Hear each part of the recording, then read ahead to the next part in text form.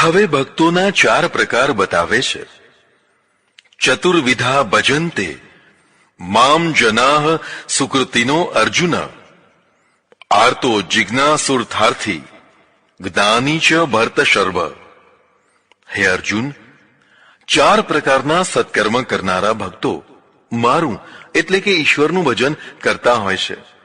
આર્ત, જિજ્ઞાસુ, અર્થી અને જ્ઞાની. આર્તને સમજીએ. ભક્તિની ખરી શરૂઆત વિપત્તિમાં થતી હોય છે. આર્ત એટલે દુઃખી, પણ એવું દુઃખ જે ઓચિંતાનું આવ્યું હોય અને પોતાના 1000 પ્રયત્નોથી પણ દૂર ન થઈ શકતું હોય તેવું દુઃખ. આવા દુઃખને વિપત્તિ કહેવાય છે. વિપત્તિ ઓચિંતાની આવે, સગા, સંબંધી, ઇષ્ટ, મિત્ર, સ્નેહી વગેરેની કસોટી કરાવે. આવા સમયે જ સંબંધની સચ્ચાઈ માપી શકાતી હોય છે. જે સંબંધો સાચા હોય છે તે જ અડીખમ થઈને પડખે ઊભા રહેતા હોય છે. જે સાચા નથી હોતા તે સાથ છોડી દે છે. કેટલાક તો વિરોધી પણ થઈ જાય છે. કેટલાક વિરોધી ન થાય પણ ચૂપચાપ મનોમન તમારી વિપત્તિનો આનંદ લેવા માંડતા હોય છે. હવે તમને ખરી ખબર પડી કે આ બધા સંબંધોમાં સાચા કોણ અને ખોટા કોણ. કેટલાક ઘોડા રોજ તો દોડે પણ દશેરાના દિવસે જ ન દોડે. રોજ દોડે એટલે ચા નાસ્તો જમણવારમાં તો હાજર રહે, પણ વિપત્તિના સમયે નજરે પણ ન પડે, ચૂપ થઈ જાય કે સંતાઈ જાય. જે ઘોડું દશેરાના દિવસે જ ન દોડે તે ગમે તેટલું રૂપાળું હોય તો એ શા કામનું. એવા ઘોડાથી છૂટી જવું એ જ સાચું જ્ઞાન કહેવાય. પુરાણોમાં સરસ કથા આવે છે. એક મદોન્મત હાથી પોતાની હાથણીઓ સાથે કદલી વનને ઘમરોળતો, આનંદ પ્રમોદ કરતો, મસ્તીમાં ઝૂમતો, હાથણીઓને લઈને જળ ક્રીડા કરવા એક વિશાળ નદીમાં પહોંચી ગયો અને હાથણીઓ સાથે જળ ક્રીડામાં તલ્લીન થઈ ગયો. એવામાં વિશાળ મગરમચ્છે આવીને હાથીનો પગ પકડી લીધો અને હાથીને જળમાં ખેંચવા લાગ્યો. મહાબળવાન મગરમચ્છ આગળ હાથીનું બળ ચાલતું ન હતું. જેવી હાથણીઓને ખબર પડી કે આપણા પતિનો પગ મગરમચ્છે પકડ્યો છે તેવી જ બધી જળક્રીડા છોડીને ભાગીને કિનારે ચાલી ગઈ. જળમાં ખેંચાતા હાથીએ કરુણ સ્વરમાં તેમને ખૂબ પ્રાર્થના કરી કે આવો, મને બચાવો, હું મરી રહ્યો છું. પણ એકેય હાથણી નજીક ન આવી. તેમને ભય હતો કે કદાચ મગર તેમનો પગ પકડી લે તો. મગરમચ્છ હાથીને ખેંચતો ખેંચતો ઊંડા જળમાં લઈ ગયો. હાથી સૂંઢને ઊંચી કરીને શ્વાસ લઈને જીવ બચાવી રહ્યો હતો. ચારે તરફથી નિરાશ થઈ જતા છેવટે હાથીએ પ્રભુને યાદ કર્યા. નદીમાંથી એક કમળ પુષ્પ લીધું અને આર્તભાવથી અર્પણ કર્યું. આ આર્તભક્તિ કહેવાય. હાથીનો પોકાર સાંભળીને ભગવાન દોડતા આવ્યા. મગરમચ્છનું ગળું ચક્રથી છેદી નાખ્યું અને હાથીને છોડાવ્યો. હાશ, વિપત્તિમાંથી બચી ગયા. હાથીને મુક્ત થયેલો જોઈને તીરે ઉભેલી હાથણીઓએ રંગ બદલી નાખ્યો. જે અત્યાર સુધી તેની નાદાની, ભૂલ વગેરેના કારણે ધિક્કારવા લાગી હતી તે સામે ચાલીને વહાલ કરવા લાગી. આવો મારા વહાલા, પધારો પધારો એવા મીઠા વચનો બોલવા લાગી. હાથી ફરીથી તેમના મોહપાશમાં ફસાઈ ગયો અને કદલી વનમાં જઈને આનંદ પ્રમોદ કરવા લાગ્યો. આનું નામ માયા કહેવાય. વિપત્તિએ સાચો બોધપાઠ આપ્યો હોવા છતાં માયાની મૂઢતાથી તે ભૂલી ગયો. હવે ફરી વિપત્તિ આવે ત્યાં સુધી તે ભક્તિ કરવાનો નથી. વિપત્તિ સમયે આવી ભક્તિ કરનારાને ગીતા આર્ત ભક્ત કહે છે. જીવનમાં ખરેખર સાચી ભક્તિ આ રીતે શરૂ થાય છે. વિપત્તિમાંથી ઉગરી જનારને પ્રભુનો ચમત્કાર લાગે છે. તેથી શ્રદ્ધા દ્રઢ થાય છે. ભલભલા નાસ્તિકો પણ કપરી વિપત્તિમાં આસ્તિક થઈ જતા હોય છે. જિજ્ઞાસુને સમજીએ. બીજા કેટલાક જ્ઞાનની ભૂખવાળા જિજ્ઞાસુ ભક્તો હોય છે. જ્ઞાનનું મૂળ જિજ્ઞાસા છે. જેને જિજ્ઞાસા હોય તેને જ જ્ઞાન થાય. જેને જિજ્ઞાસા જ ન હોય તેને કદી જ્ઞાન થાય નહીં. જિજ્ઞાસા ચેતનાની પ્રતીતિ છે. જિજ્ઞાસાનો અભાવ જડતાની પ્રતીતિ છે. જિજ્ઞાસાનું સમાધાન પુસ્તકોથી, શાસ્ત્રોથી, શાસ્ત્રીઓથી, વિદ્વાનોથી કરવાના પ્રયત્નો કર્યા છતાં પણ જેને સમાધાન નથી થયું તે પછી ભગવાનને શરણે જાય છે. જે લોકો કંઠી બંધાવીને કે કાન ફૂંકાવીને જ્ઞાન પ્રાપ્ત થઈ ગયાનું માને છે તે જડ મૂઢ છે. તેમને જિજ્ઞાસા હતી જ નહીં, તેથી જ્ઞાનનો પ્રશ્ન જ રહેતો નથી. તેમની ધર્મ મૂઢતાને પોષનારો કોઈ મહામૂઢ મળી રહે છે. તે ગુરુ થઈને પેલાને નીચોવે છે. બંને રાજી. અહીં જ્ઞાન નહીં, અજ્ઞાનનું જ સામ્રાજ્ય છવાઈ જાય છે. ભારતમાં, ખાસ કરીને ગુજરાતમાં લગભગ પ્રત્યેક સમયે આવો કોઈ મહામૂઢ જ્ઞાનનો અંચળો ઓઢીને હજારો મૂઢ લોકોને જથ્થાબંધ જ્ઞાન દીક્ષા, કહો કે અજ્ઞાન દીક્ષા આપતો રહે છે. આવા ટોળા અને ઘેટામાં ખાસ ફરક નથી હોતો. બંને પક્ષે જિજ્ઞાસા નથી કે જ્ઞાન નથી. આથી વધારે કઈ મૂઢતા હોય. પણ જેમ પૂર્વમાં કહ્યું તેમ મનુષ્યાણામ સહસ્ત્રેષુ, જેવો કોઈ સાચો જિજ્ઞાસુ હોય અને 1000 પ્રયત્નો પછી પણ ક્યાંયથી જિજ્ઞાસા પૂરી થઈ ન હોય, તે પોતાની જિજ્ઞાસા પૂરી કરવા પરમેશ્વરના શરણે જાય અને ભક્તિ કરે, તેને જિજ્ઞાસુ ભક્ત કહેવાય. આવો ભક્ત દુર્લભ કહેવાય. જે જિજ્ઞાસાનું સમાધાન 1000 પુસ્તકો વાંચવાથી કે ઘણા વિદ્વાનો પાસેથી ન થયું હોય, તે પરમેશ્વરની જિજ્ઞાસુ ભક્તિથી થઈ જાય. આને ઈશ્વરીય સમાધાન કહેવાય. અર્થાર્થી ત્રીજો ભક્ત છે. અર્થાર્થી એટલે ભૌતિક પદાર્થોની પ્રાપ્તિ માટે ભક્તિ કરનારો. નોકરી, ધંધો, મકાન, જમીન, કોર્ટ કચેરી, પરીક્ષા વગેરે બધી અપેક્ષાઓ પૂરી કરવા માટે ભક્તિ કરે તે. જે અપેક્ષાઓ પોતાના પુરુષાર્થથી પૂરી ન થઈ શકી હોય તે અપેક્ષાઓ ઈશ્વરની પાસે પૂરી કરાવવા લોકો ભક્તિ કરતા હોય છે. આ ખોટું નથી. આને સકામ ભક્તિ પણ કહેવાય છે. બાધા, બંધણી, માન્યતાઓ વગેરે લોકો શ્રદ્ધાથી કરતા હોય છે. સૌથી વધુ ભક્તોની ભીડ આ ક્ષેત્રમાં થતી હોય છે. તેમાં સાચા ખોટાનો ભેદ હોઈ શકે, પણ બધા જ ખોટા છે તેવું ન કહેવાય. પ્રભુ સર્વ સમર્થ છે અને તે ભક્તની યોગ્ય અપેક્ષા પૂરી કરતો હોય છે. જો ભગવાનમાં આવી સાચી અપેક્ષાઓ પૂરી કરવાનું સામર્થ્ય જ ન હોય તો તેની ભક્તિનો કશો અર્થ રહેતો નથી. કેટલાક લોકો એવું સમજાવતા હોય છે કે ભગવાન પાસે કશું જ મંગાય નહીં. જો એવું જ હોય તો પછી કોની પાસે મંગાય? ભગવાન પાસે સદબુદ્ધિ મંગાય, સન્માર્ગ મંગાય, જ્ઞાન મંગાય, રક્ષણ મંગાય, સારું માણસ મંગાય, સત્કર્મો મંગાય. આવું ઘણું બધું માગી શકાય. માગવાનું નામ જ પ્રાર્થના છે. યોગ્ય માગણી પ્રભુ જરૂર પૂરી કરે છે. જો ભક્તની શ્રદ્ધા પાકી હોય તો. જ્ઞાની ભક્તને સમજીએ. જ્ઞાન એટલે સાચી સમજણ. પરમેશ્વર પાસે માત્ર જ્ઞાન જ માગનાર જ્ઞાની ભક્ત છે.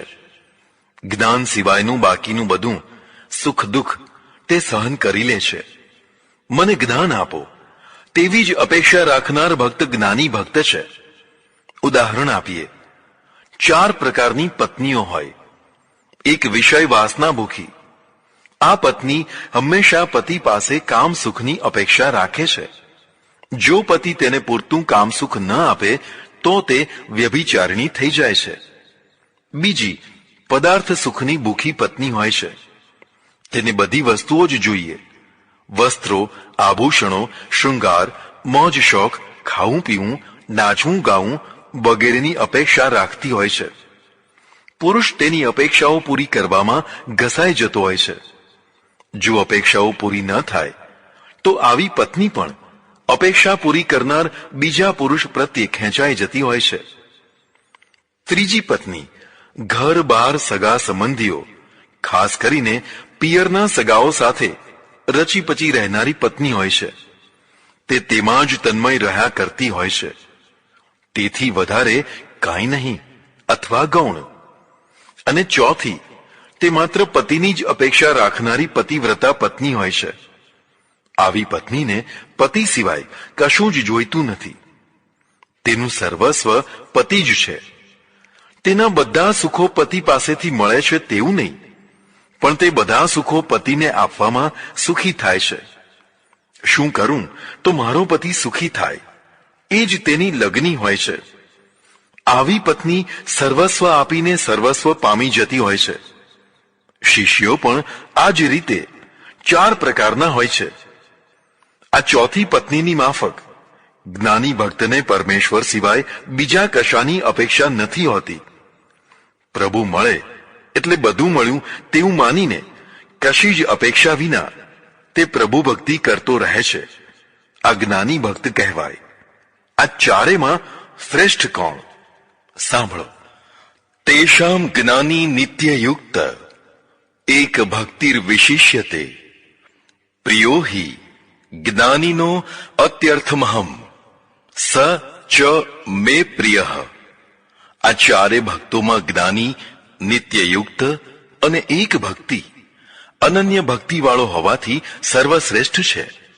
જ્ઞાનીને હું બહુ જ પ્રિય છું અને જ્ઞાની મને અતિ પ્રિય છે.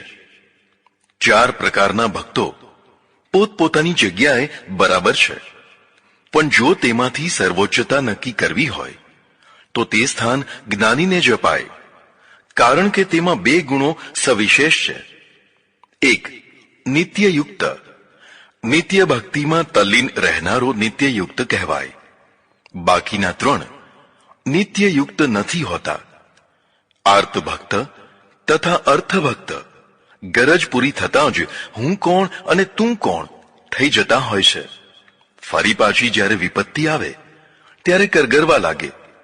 તેથી તે નિત્યયુક્ત નથી હોતા. એક ભક્તિ, એકની જ ભક્તિ કરે તેને એક ભક્તિ કહેવાય. આપણી પાસે ઘણા દેવો, ઘણા ભગવાનો છે, તેથી લોકો ભિન્ન ભિન્ન દેવોની ભક્તિ કરતા હોય છે. પણ આર્ત અને અર્થી ભક્ત તો વારંવાર ભગવાનો બદલતા રહે છે. તેમને લલચાવનારા કોઈ મળે તો જૂના ભગવાનને પડતા મૂકીને નવા નવા ભગવાનોને પકડતા રહે છે. આવા લોકોને એક ભક્તિ ન કહેવાય. ગીતા એક જ ઈષ્ટદેવને પકડીને ભક્તિ કરનારને જ્ઞાની ભક્ત કહે છે. આનો અર્થ કોઈ એવો ન સમજે કે એક સિવાયના બાકી બધાને તિરસ્કૃત કરી દેવાના. ના, એવું નહીં. ભજન એકનું કરવું, પણ માથું તો બધાને નમાવવું. એક દેવ અને એક મંત્રને દ્રઢતાથી પકડી રાખે તો સિદ્ધિ વહેલી મળે. જે લોકો દેવ અને મંત્ર બદલ બદલ કરતા રહે છે તેમને સિદ્ધિ મળતી નથી. એક બીજો ભાવ પણ એક ભક્તિનો થાય છે. બધા દેવોમાં પોતાના ઈષ્ટદેવના જ દર્શન કરવા, અર્થાત સામે ગમે તે દેવ હોય પણ તેમાં પોતાના ઈષ્ટદેવની જ ભાવના કરવી. તે જુદો નથી. તત્વથી બધા એક જ છે. એક જ પરબ્રહ્મ પરમાત્મા અનેક રૂપે વિલસી રહ્યો છે. બીજો છે જ નહીં. કશો ભેદ જ નથી. આવી ભાવના સમીકરણ પૂર્વકનો એકેશ્વર વાત છે. આવી નિષ્ઠા અન્ય દ્રોહી નથી હોતી. જે લોકો પોતાનો ઈષ્ટ જ સાચો પરમેશ્વર છે, બાકીના બધા ડમી છે, અર્થાત બનાવટી છે, તેવું માને છે, તે અન્ય દેવદ્રોહી થઈ જતા હોય છે. તે કટ્ટરવાદી થઈને પ્રજામાં વિભાજન કરતા હોય છે. ખરેખર તો તે શાસ્ત્રના હાર્દને સમજતા નથી. બીજા કેટલાક બાકીના દેવોને ડમી તો નથી માનતા, પણ નાના માને છે. અર્થાત પોતાનો માન્ય દેવ જ સર્વોચ્ચ છે, બાકીના તેનાથી નાના અને તેના દાસ છે તેવું માને છે. તે પણ શાસ્ત્રની એકતાને સમજતા નથી. બધા જ સંપ્રદાયો પોતપોતાના દેવોને સર્વોચ્ચ માનીને બાકીનાને નાના ઉતરતા માને તો વિખવાદ અને વિસંવાદ થાય. તેથી બધામાં એક જ પરમ તત્વ વિલસી રહ્યું છે. કોઈ નાનો નથી કે મોટો નથી. બધા સરખા જ છે. કારણ કે બધા એક જ છે, માત્ર નામ રૂપ જ ભિન્ન છે, તે પણ ભક્તોની ભાવનાના કારણે. તત્વથી તો એક જ પરમાત્મા છે. આવી રીતે સમીકરણ સાથે એક ભાવ રાખે છે, જેમાં કટ્ટરતા કે એકાંગીપણું આવતું નથી. આવો નિત્યયુક્ત અને એક ભક્તિવાળો ભક્ત ભગવાનને બહુ જ પ્રિય લાગે છે, અને તેવા ભક્તને ભગવાન બહુ પ્રિય લાગે છે. પ્રિયતામાંથી પ્રિયતા આવતી હોય છે, એકત્વથી દ્રઢ થતી હોય છે. ગીતા તો જ્ઞાનીને પરમેશ્વરનો આત્મા જ માને છે. ઉદારાહ સર્વ એવૈતે જ્ઞાની ત્વાત્મેવ મે મતમ આસ્થિતઃ સહી યુક્તાત્મા મામેવાનુત્તમા ગતિમ. આ ચારે ભક્તો સારા છે, પણ જ્ઞાની તો મારો આત્મા જ છે, એવો મારો અભિપ્રાય છે. તે જ્ઞાની મારામાં દ્રઢ સ્થિર થયો હોવાથી તે સર્વોત્તમ શક્તિને પ્રાપ્ત કરે છે. ગીતા આ ચારે પ્રકારના ભક્તોને સ્વીકારે છે, કોઈને ઉતારી પાડતી નથી. સામાન્ય માણસ વિપત્તિમાં યાદ કરે તે સ્વાભાવિક છે. જેમ રોગ થાય ત્યારે જ ઔષધ લેવાય, કાયમ ન લેવાય. આવી જ રીતે જ્યારે ગરજ પડે ત્યારે ભગવાનને ભજાય. જેમ ગરજ પડે ત્યારે ઉધાર પૈસા લેવા જવાય, કાયમ ન જવાય. તેમ અર્થાર્થી પણ ગરજ પૂરતો જ ભક્તિ કરે તો કરે, તેથી તે તિરસ્કૃત થઈ જતો નથી. પણ જ્ઞાની તો સતત કાયમ દ્રઢતાથી ભક્તિ કરે છે. અમુક ઔષધો એવા હોય છે કે કાયમ લેવાથી રોગ થાય જ નહીં. આવો જ્ઞાની ભક્ત તો પ્રભુનો આત્મા છે. આત્મા એટલે પોતાના જીવ બરાબર વહાલો છે. તેની સાથે તાદાત્મ્ય ભાવ એકત્વ પ્રાપ્ત થયું હોવાથી તે સર્વોચ્ચ ગતિને પ્રાપ્ત થાય છે. હવે એક બહુ જ મહત્વની ઘોષણા કરે છે. બહુનામ જન્મ નામ અંતે જ્ઞાનવાનમાં પ્રપદ્યતે વાસુદેવ સર્વમિતિ સ મહાત્મા સુદુર્લભ. ઘણા જન્મોની સાધના પછી જ્ઞાની ભક્ત મારી શરણાગત ભક્તિને પ્રાપ્ત કરે છે. આ બધું વાસુદેવમય છે તેવી ધારણા કરનારો મહાત્મા અત્યંત દુર્લભ હોય છે. આ શ્લોકમાં બે મહત્વની વાતો કહી છે. એક તો જ્ઞાની ભક્ત ઘણા જન્મો પછી પરમેશ્વરની શરણાગત ભક્તિ પ્રાપ્ત કરે છે, અને બીજી વાત એ છે કે પછી તેને તે બધું વાસુદેવમય જ લાગ્યા કરે છે. આ અતિ દુર્લભ મહાત્મા કહેવાય. ઉપાસનાના ક્ષેત્રમાં ત્રણ મોટા ભ્રમો છે. એક, ગુરુનું શરણ લેવાથી તરત જ જ્ઞાન થઈ જાય છે. બીજું, ગુરુ શક્તિપાત કરી અને કુંડલીની જગાડી આપે છે. અને ત્રીજું, અક્રમ વિજ્ઞાનના દ્વારા તરત જ મોક્ષનો અધિકાર મળી જાય છે. આ ત્રણે ભ્રમ છે અને લોકોને ગેરમાર્ગે દોરનારા માર્ગો છે. ગીતા કહે છે કે ચટપટ કશું જ થતું નથી. ઉપાસકે ધીરજ રાખીને ભગવાનની ઉપાસના કરતા રહેવું જોઈએ. તેની ઉપાસના જ તેનો ગુરુ છે. ઘણા જન્મો પછી ઉપાસનાનું શુદ્ધિકરણ થતું હોય છે. આર્ત અર્થાર્થીમાંથી પછી તે જ્ઞાનીના સ્વરૂપે પહોંચે છે. જ્ઞાની ભક્ત જ સાચો શરણાગત ભક્ત થઈ શકતો હોય છે. ભક્ત કદી ઈશ્વર વિમુખ ન હોય. ઈશ્વર વિમુખતા બે પ્રકારની છે. એક તો અનિશ્વરવાદી થવાથી, અને બીજું હું જ બ્રહ્મ છું તેવી ભ્રાંત ધારણા ધારી લેવાથી. આ બેમાં જે અનિશ્વરવાદી છે તે પ્રામાણિક ઈશ્વર વિમુખ હોઈ શકે છે, પણ પોતે જ ઈશ્વર છે તેવી ધારણાવાળી વ્યક્તિ ડબલ રોલમાં જીવન જીવતી હોવાથી વધુ દુષ્પ્રભાવી ઈશ્વર વિમુખ થઈ જતી હોય છે. તે કહેવા પૂરતો તો માને છે, પણ સાચા અર્થમાં નથી માનતો. આવો ઈશ્વર વિમુખ શરણાગત ભક્તિ પ્રાપ્ત કરી શકે નહીં. તે મિથ્યા જ્ઞાનના અહમમાં અભિનિવેશ ભર્યું જીવન જીવતો રહે છે. ઈશ્વર સાક્ષાત્કાર કરતાં પણ શરણાગત ભક્તિ પ્રાપ્ત થવી વધુ દુર્લભ કહેવાય, અને તે ઘણા જન્મો પછી પ્રાપ્ત થતી હોય છે. તે અંદર શ્રદ્ધા નથી, પણ પૂર્ણ શ્રદ્ધા છે. આવા ભક્તની નિશાની એ છે કે તેને આખું વિશ્વ વાસુદેવમય લાગે છે. આ સુક્તિ છે. સર્વ વાસુદેવમિતિ સ મહાત્મા સુદુર્લભ. આ સુક્તિમાં બે તત્વો બતાવ્યા છે. એક તો મહાત્મા કોને કહેવાય અને અત્યંત દુર્લભ તત્વ કોને કહેવાય. ગીતા કહે છે કે શરણાગત ભક્ત મહાત્મા છે અને તે જ દુર્લભ છે. વિશ્વ વાસુદેવમય છે. તે ભાવનાત્મક ધારણા છે, તાત્વિક નથી. એવી ભાવના થાય કે તેને બધે વાસુદેવ જ દેખાય. હવે જે વાસુદેવ પર બ્રહ્મ પરમાત્મા સિવાયના દેવોની ઉપાસના કરે છે તેમનું શું થાય છે તે બતાવે છે. કામે સ્તૈસ્તૈ રત જ્ઞાનાઃ પ્રપદ્યન્તે અન્ય દેવતાઃ તમ તમ નિયમમાસ્થાય પ્રકૃત્યા નિયતાઃ સ્વયા. સકામ કામનાવાળા જુદા જુદા દેવોને શરણે જતા હોય છે. તે દેવોની ભાવના કરીને તે પોતાની પ્રકૃતિ પ્રમાણે તેમની ભક્તિ કરતા હોય છે. ગીતામાં દેવવાદ પણ છે. તે દેવોનો નિષેધ નથી કરતી પણ તેનો સ્વીકાર કરે છે. બહુદેવવાદનું મૂળ સકામ વૃત્તિ છે. તેથી તેવા ભક્તો માટે ગીતા શબ્દ વાપરે છે.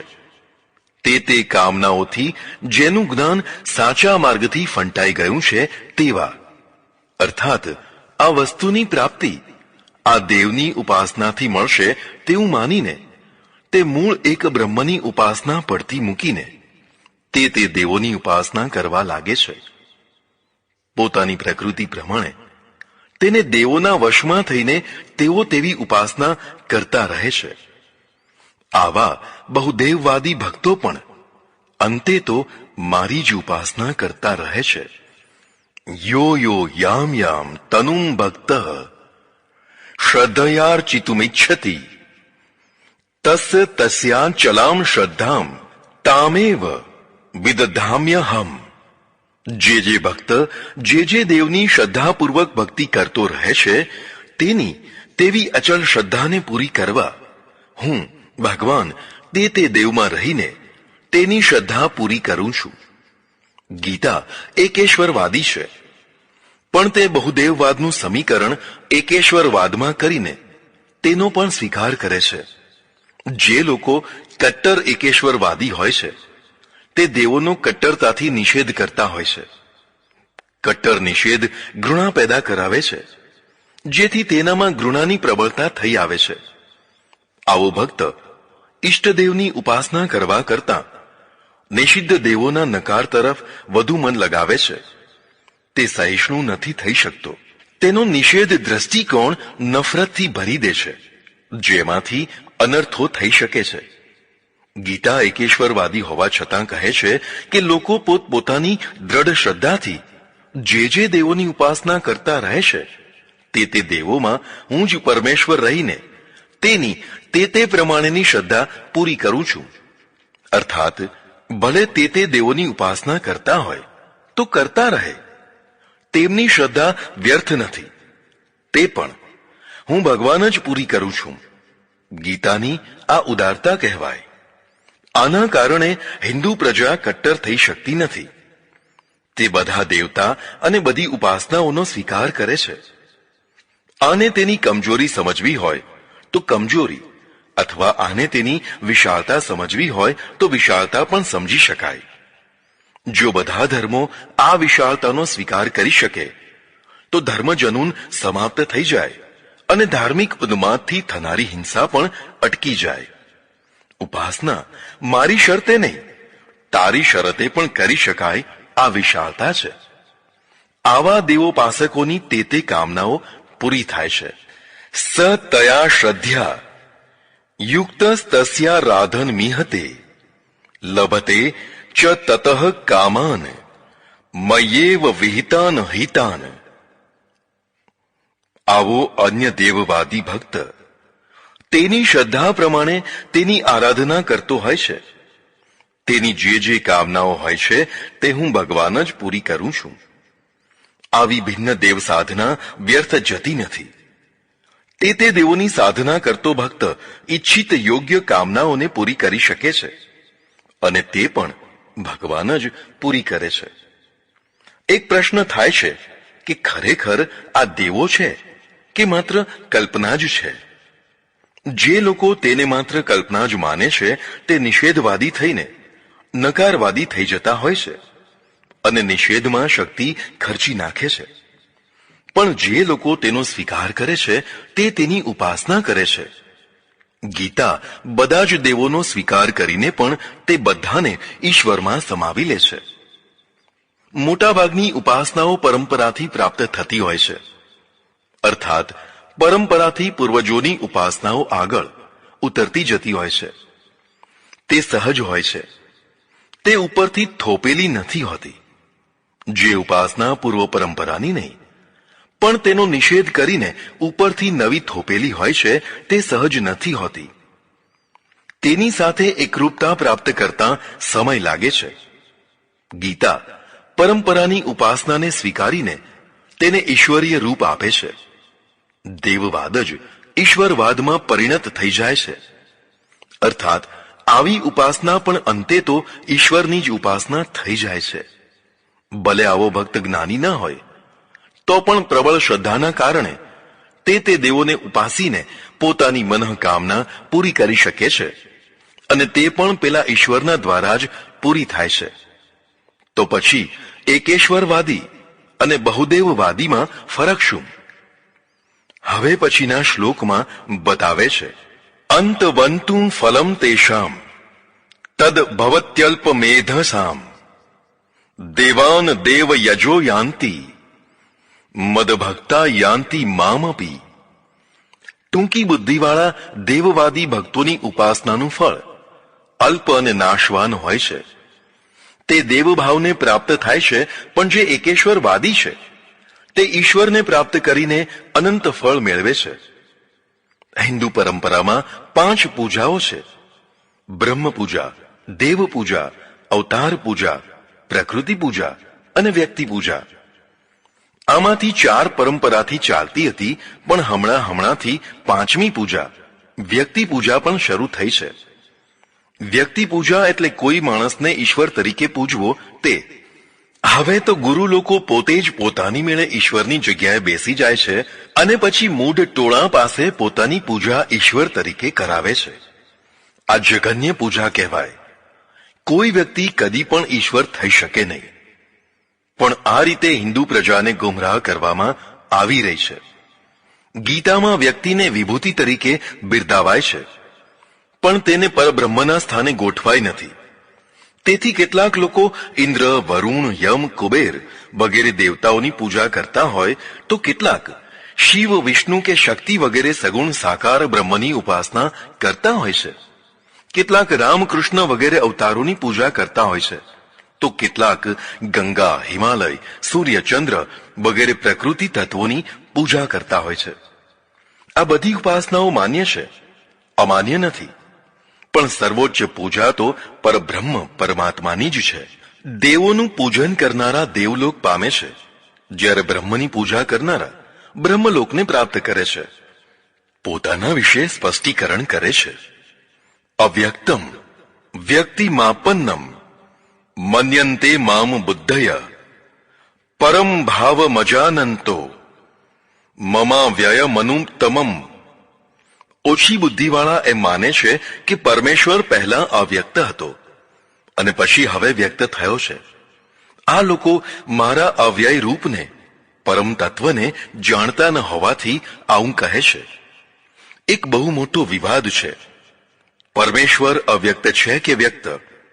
જો વ્યક્ત હોય તો કોઈ નાસ્તિક જ ન હોય. સૌને બતાવી શકાય, પણ વ્યક્ત નથી. પરમેશ્વરની વાત તો દૂર રહી, જગત અને તેના તત્વો પણ બધા વ્યક્ત નથી. જેટલું દેખાય છે કે અનુભવાય છે તેના કરતાં સેંકડો ગણું વિશાળ જગત છે જે અવ્યક્ત છે, અને જે અત્યારે દેખાય છે તે પણ કરોડો વર્ષો પહેલા અવ્યક્ત હતું. પ્રકૃતિ અવ્યક્ત છે, પરમાણુઓ અવ્યક્ત છે, બેક્ટેરિયા અવ્યક્ત છે, ઘણું બધું અવ્યક્ત છે. વાયુ અવ્યક્ત છે, આપણી ચારે તરફ રહેલું જળ અવ્યક્ત છે, કિરણો બધા અવ્યક્ત છે, જેમ કે એક્સ રે. આ બધું અવ્યક્તમાંથી વ્યક્ત થાય છે. તેમ પરમેશ્વર પણ અવ્યક્તમાંથી વ્યક્ત થાય છે. વ્યક્ત એટલે અવતાર રૂપે પ્રગટ થાય છે અને અમુક વર્ષો પછી ફરી પાછા વિલીન થઈ જાય છે. જીવાત્મા પણ અવ્યક્ત છે.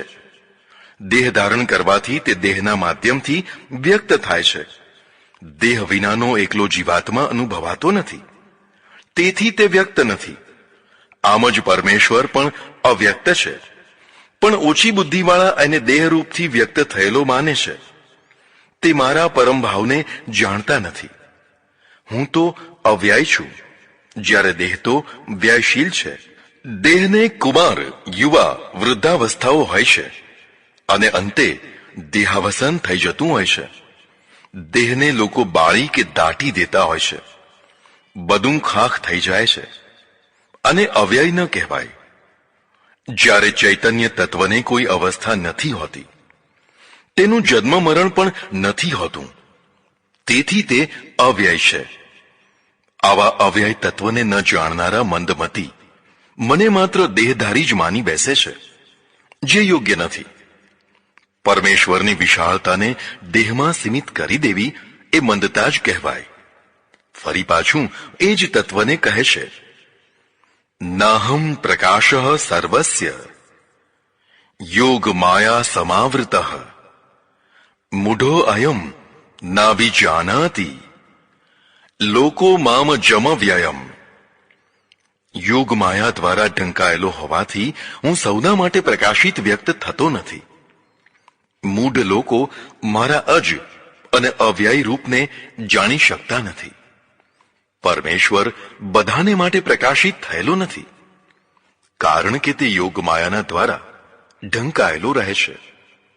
માયાના 4 રૂપ છે: યોગ માયા, દૈવી માયા, મહામાયા, બ્રહ્મ માયા. યોગ દ્વારા જાણી શકાતી હોવાથી યોગ માયા કહી છે.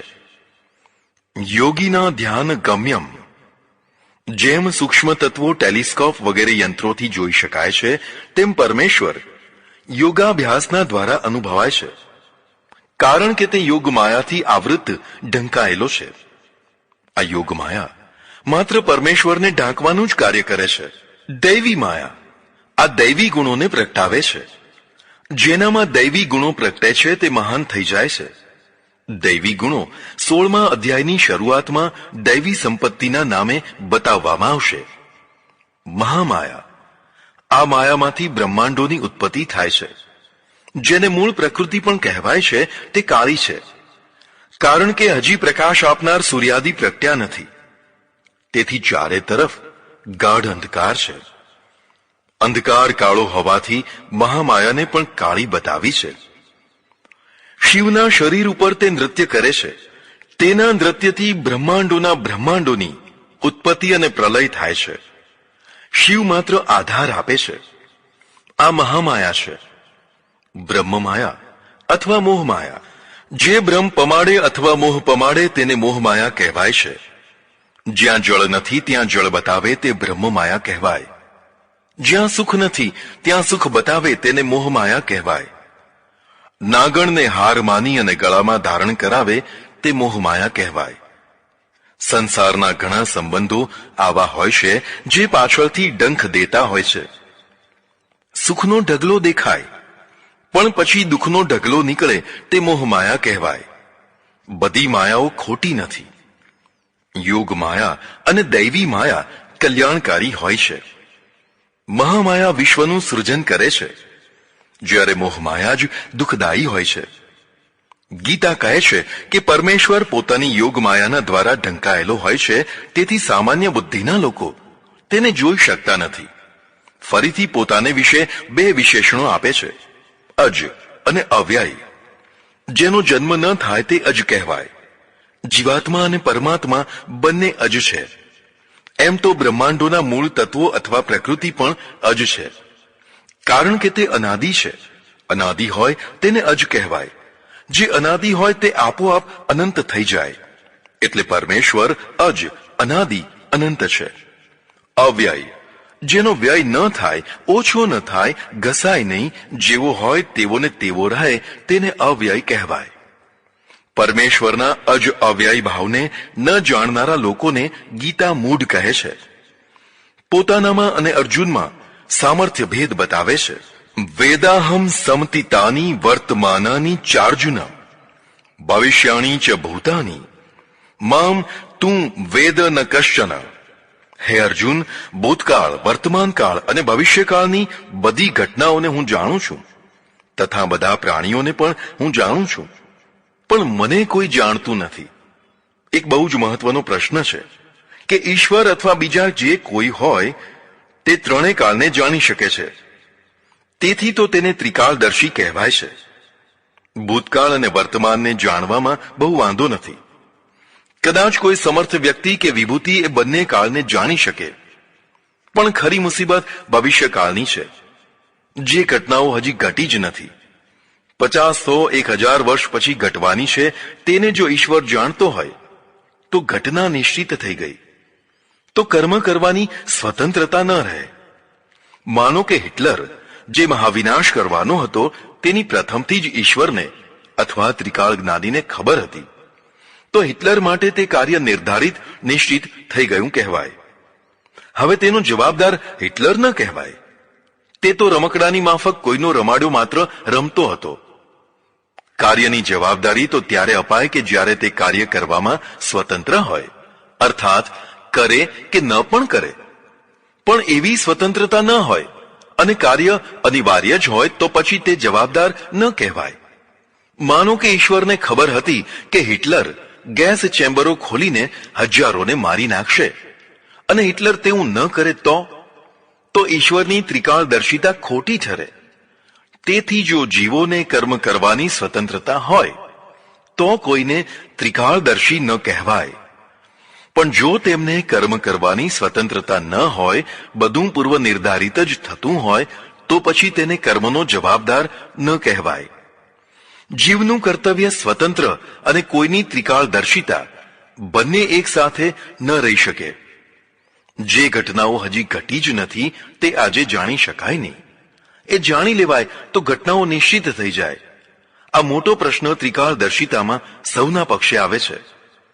તેનું સમાધાન થોડાક અંશે એવું કરી શકાય કે ભૂતકાળમાં જે કંઈ થયું છે તેમાંથી મહત્વનું ત્રિકાળ જ્ઞાની જાણે છે. જે કંઈ થઈ રહ્યું છે તેમાંથી પણ મહત્વનું ત્રિકાળ જ્ઞાની જાણે છે. અને જે ભવિષ્યમાં થવાનું છે તેમાં પણ મહત્વનું હોય તે ત્રિકાળ જ્ઞાની જાણે છે. જેમ કે જ્યોતિષ વિદ્યાથી, ખગોળ વિદ્યાથી ક્યારે સૂર્યગ્રહણ અથવા ચંદ્રગ્રહણ થશે તે પ્રથમથી જ જાણી શકાય છે. તેમ ક્યારે જ્વાળામુખી ફાટશે, ક્યારે સુનામી આવશે, ક્યારે બીજી મહત્વની ભૌગોલિક ઘટનાઓ ઘટશે તે ત્રિકાળ જ્ઞાની જાણી શકતો હોય છે. આ શક્ય છે. બાકી તો કહ્યું છે ને, ન જાણ્યું જાનકી નાથે સવારે શું થવાનું છે. કોઈ મહાજ્ઞાની ઇતિહાસવિદ ભૂતકાળને જાણે છે, વર્તમાનને પણ જાણે છે અને ભવિષ્યની પણ ધારણા કરી શકે છે. તેને ત્રિકાળ જ્ઞાની કહી શકાય. બધા પ્રાણીઓનું પણ તેને જ્ઞાન હોય છે, પણ લોકો તેને પૂરેપૂરા સમજી શકતા નથી. જ્ઞાનીને જ્ઞાની જ સમજી શકે. જીવો મોહ કેમ પામે છે? ઈચ્છા દ્વેષ સમુત્થેન દ્વંદ મોહેન ભારત સર્વભૂતાની સમોહમ સર્ગે યાંતિ પરમ તપ. હે ભારત, જન્મ થયા પછી ઈચ્છા દ્વેષ વગેરેથી ઉત્પન્ન થયેલા દ્વંદથી મોહિત થઈને હે શત્રુને તપાવનારા બધા પ્રાણીઓ મોહ પામતા હોય છે. સર્ગ એટલે જન્મકાળ. કુદરતી વ્યવસ્થા પ્રમાણે પ્રાણીઓ સતત જન્મતા મરતા રહે છે. જન્મ પછી પ્રાણીમાં ઈચ્છાનો ઉદ્ભવ થાય છે. ઈચ્છાનો ઉદ્ભવ આવશ્યકતાઓથી થતો હોય છે. જીવન અને આવશ્યકતાઓ સાથે ને સાથે જ ચાલતા રહે છે. આવશ્યકતામાં અડચણરૂપ થનારા પ્રત્યે દ્વેષ જાગે છે.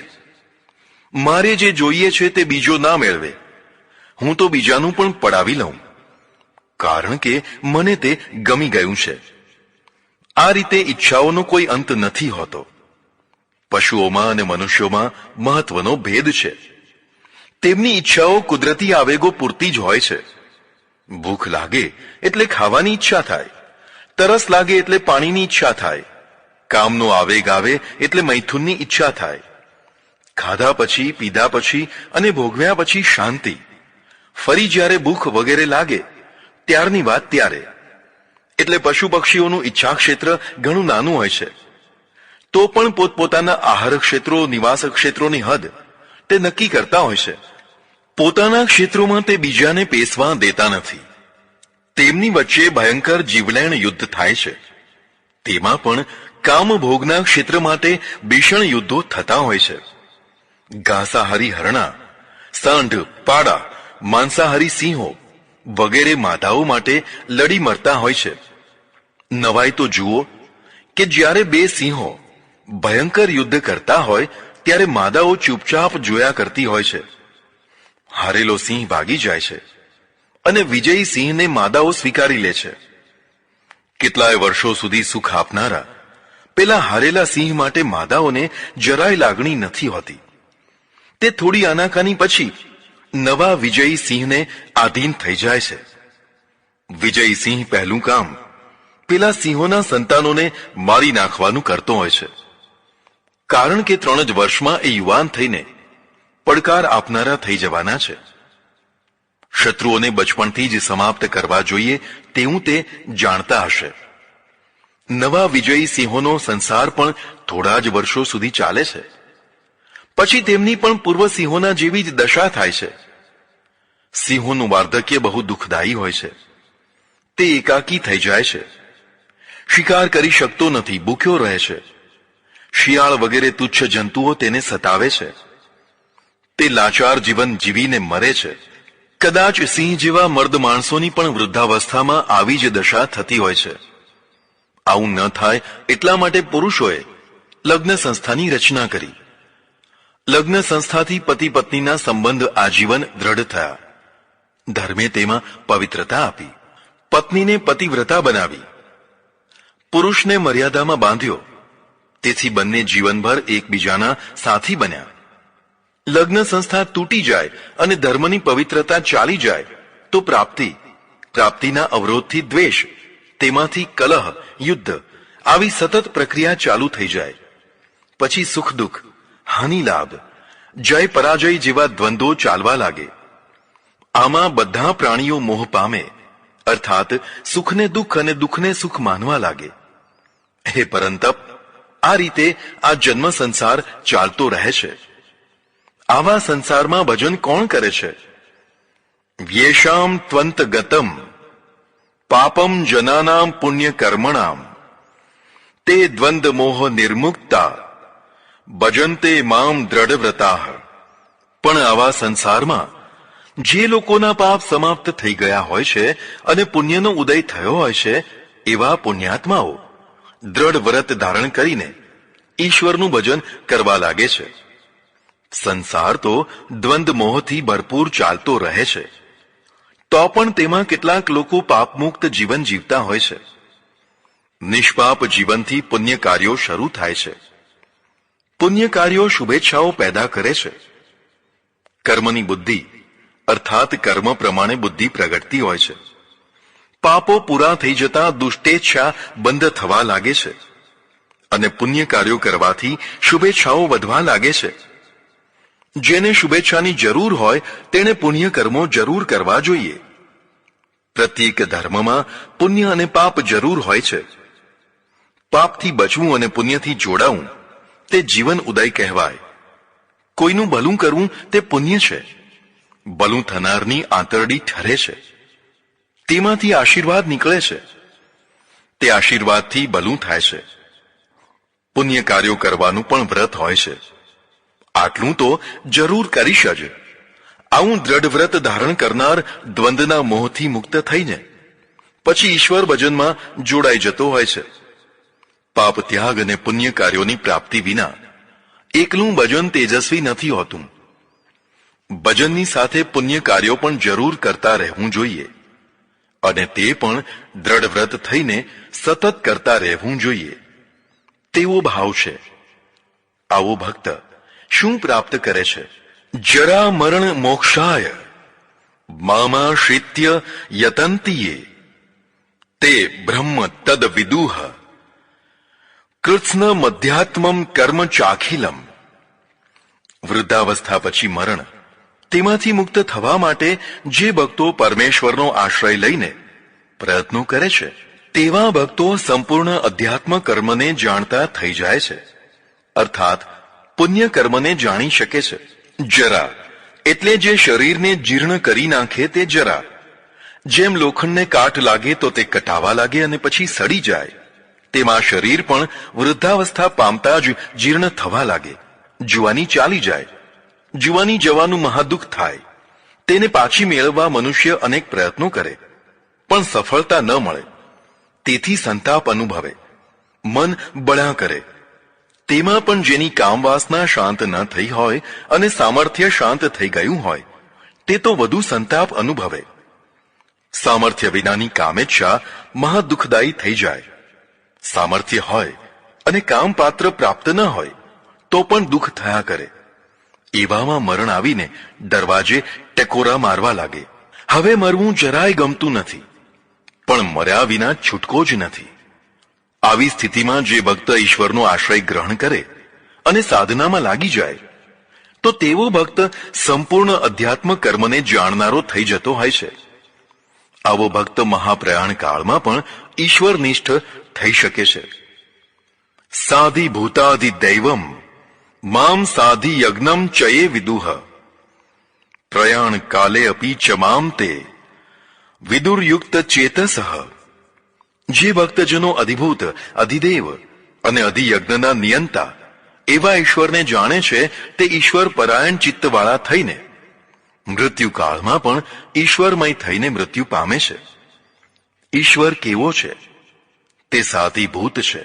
સાધિભૂત એટલે વિશ્વની આધિભૌતિક પ્રક્રિયાનો જાણકાર તથા નિયંત્રક. વળી તે સાધિદૈવ છે.